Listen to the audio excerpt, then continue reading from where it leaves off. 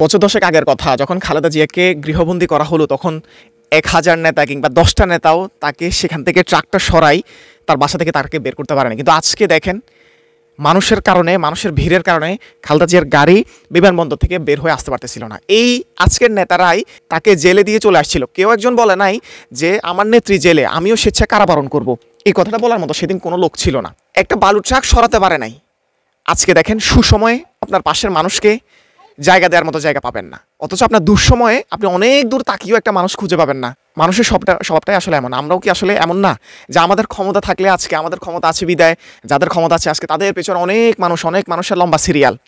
কিন্তু দেখেন, যখন ক্ষমতা চলে যায়, ক্ষমতা থাকে না, তখন আপনি দূরবীন দিয়ে তাকিয়েও একটা মানুষ দেখবেন না। তো আসলে এই বিষয়গুলো আমাদের জীবনের জন্য একটা শিক্ষা। যখন সন্তান ভালো করে তখন মা বাবার মধ্যে কাটাকাটি শুরু হয়ে যায় যে ছেলেটা আমার, মেয়েটা আমার।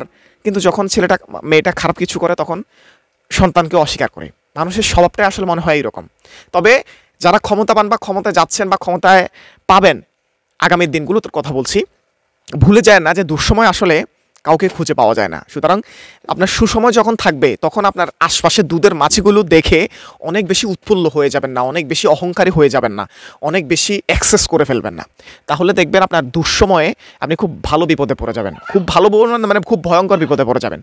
আজকে খালেদা জিয়ার পেছনে লোকের অভাব নাই, তার গাড়ি চড়তে পারতেছে না, নড়তে পারতেছে না, কিন্তু একটা সময় এই লোকগুলো কোথায় ছিল, কই ছিল? একটা ট্রাক সরাই তাকে তার বাসভবন থেকে বের করতে পারে নাই, তার নিজের ঘরে সে গৃহবন্দী, সেখান থেকে বের করে আনতে পারে নাই। এই নেতাগুলো কই ছিল?